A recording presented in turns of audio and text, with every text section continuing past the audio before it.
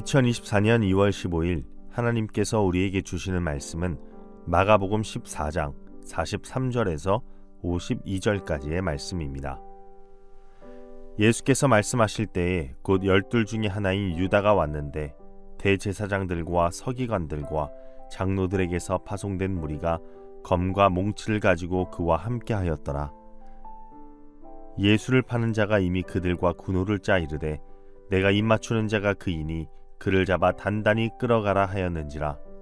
이에 와서 곧 예수께 나와 랍비여 하고 입을 맞추니 그들이 예수께 손을 대어 잡거늘 곁에 서 있는 자 중에 한 사람이 칼을 빼어 대제사장의 종을 쳐 그 귀를 떨어뜨리니라. 예수께서 무리에게 말씀하여 이르시되 너희가 강도를 잡는 것 같이 검과 몽치를 가지고 나를 잡으러 나왔느냐. 내가 날마다 너희와 함께 성전에 있으면서 가르쳤으되 너희가 나를 잡지 아니하였도다. 그러나 이는 성경을 이루려 함이니라 하시더라. 제자들이 다 예수를 버리고 도망하니라. 한 청년이 벗은 몸에 배 호디부를 두르고 예수를 따라가다가 무리에게 잡히매 배 호디부를 버리고 벗은 몸으로 도망하니라. 위기일 때 그 사람의 실력, 본성이 나온다는 말이 있습니다. 전쟁이 영웅을 만들고 가장 어려울 때 각 사람이 가진 진짜 실력이 드러나는 것입니다. 재앙이 닥치고 난리가 날 때 사람의 그릇이 드러나고 국가도 위기 때 그 위기가 더 심화되는 나라가 있는 반면 우리나라처럼 위기 때마다 체력이 강해지는 나라도 있습니다. 늑대가 나타날 때 목자와 삭군이 본색을 나타내는 것과 같은 이치입니다. 오늘 본문은 이러한 위기 상황 속에서 각 위치에 있는 사람들의 본색이 잘 드러나는 장면입니다. 마가복음을 속도감 있게 쭉 읽다 보면 오늘 본문 위치에서 독자들은 많은 긴장감을 느낄 것입니다.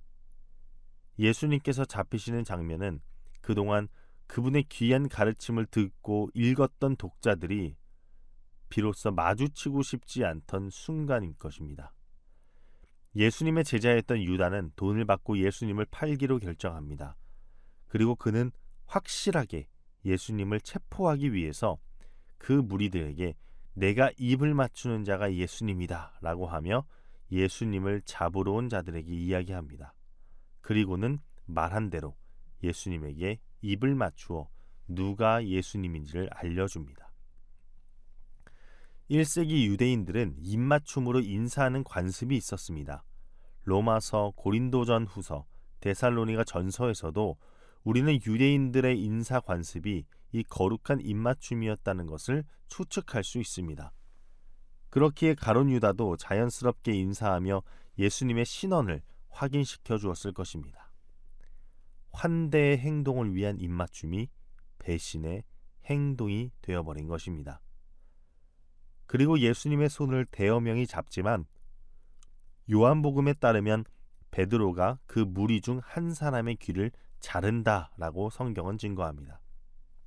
그러나 예수님께서는 이 모든 것이 하나님의 뜻임을 말씀하시고 그 말을 듣고 제자들과 또 예수님을 따르던 한 청년이 벗은 몸으로 예수님을 잡으러 온 무리들을 피해 도망치는 것이 오늘 본문의 내용입니다. 오늘 본문과 같은 위기의 상황 속에서 이 본문 안에 들어있는 인물들의 대처는 각자 서로 다릅니다.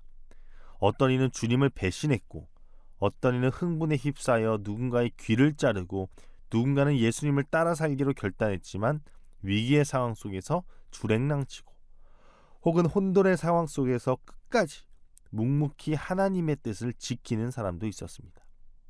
우리는 어떤 자일까요? 본문에 나온 세 가지 타입의 인물들을 살펴보려고 합니다.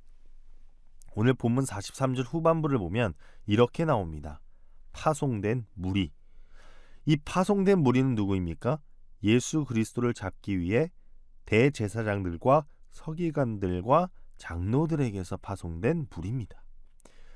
이들은 아마 성전 경찰이었을 것입니다.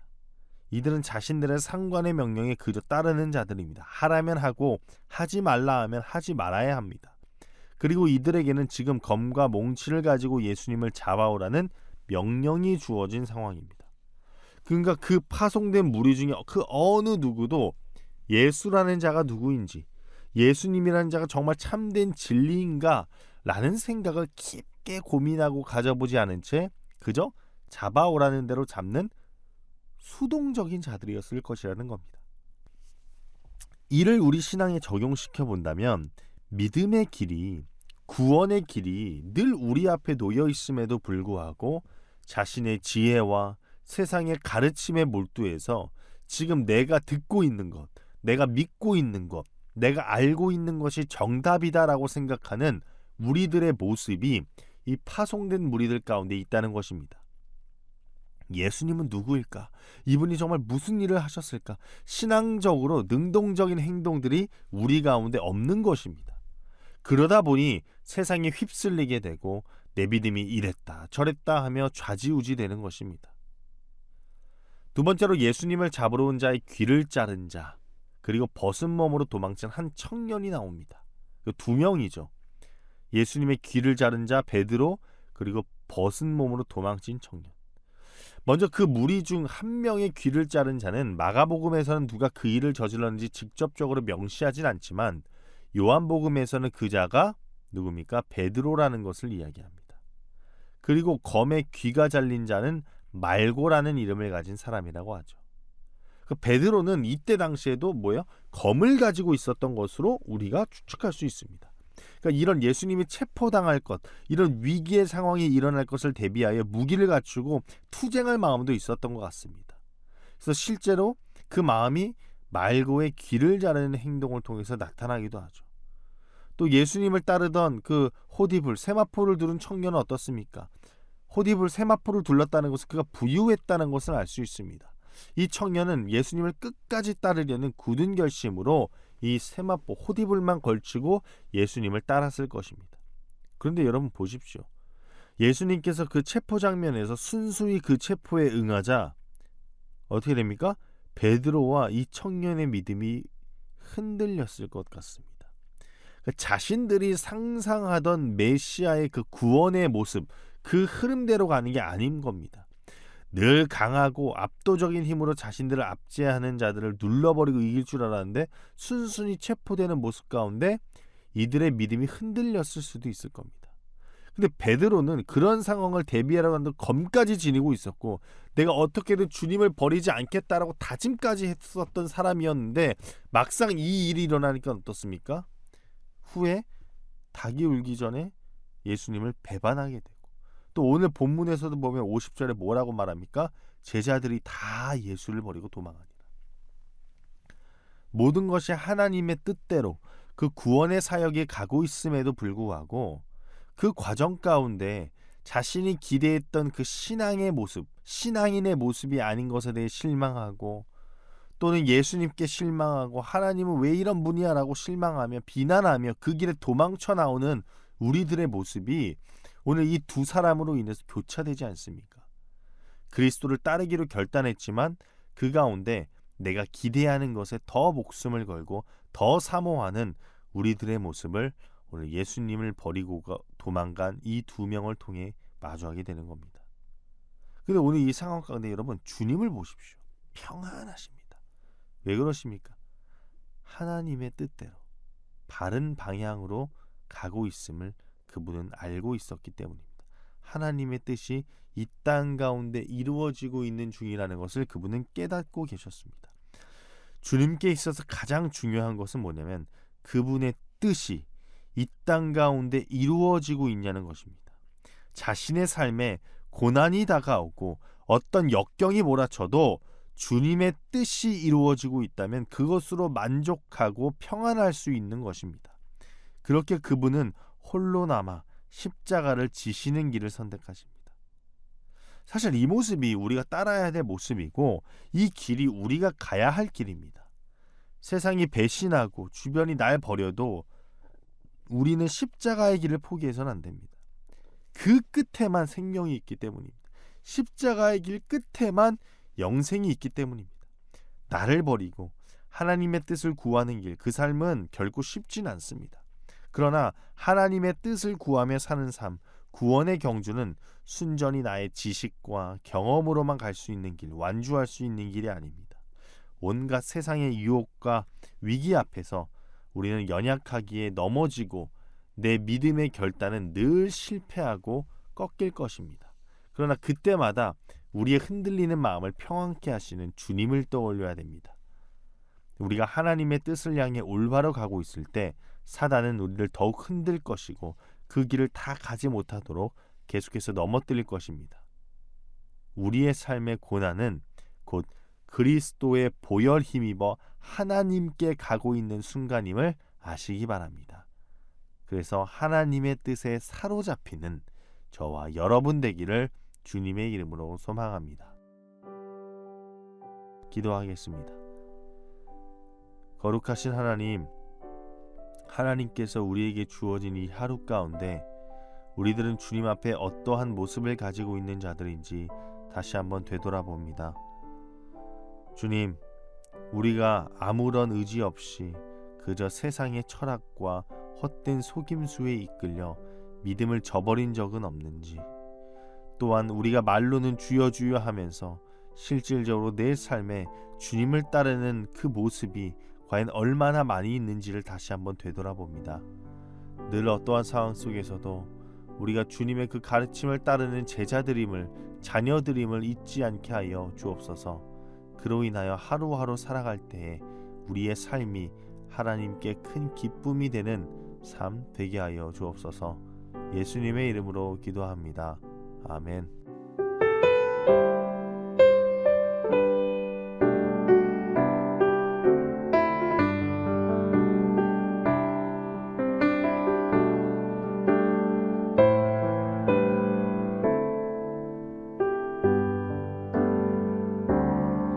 세상의 유혹 시험이 내게 몰려올 때에 나의 힘으론 그것들 모두 이길 수 없네. 거대한 폭풍 가운데 위축된 나의 영혼, 어찌할 바를 몰라 헤매이고 있을 때 주를 찬양, 손을 들고 찬양. 전쟁은 나에게 속한 것 아니니 주를 찬양, 손을 들고 찬양. 전쟁은 하나님께 속한 것이니.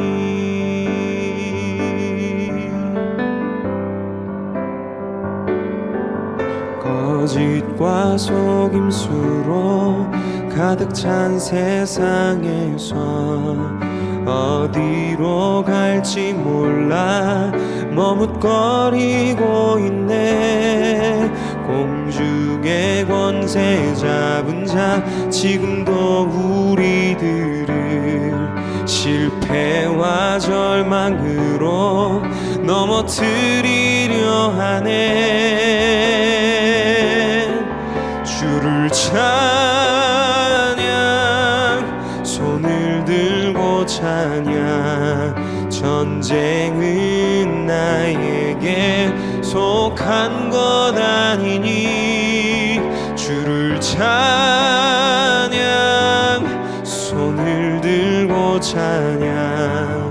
전쟁은 하나님께 속한 것이니.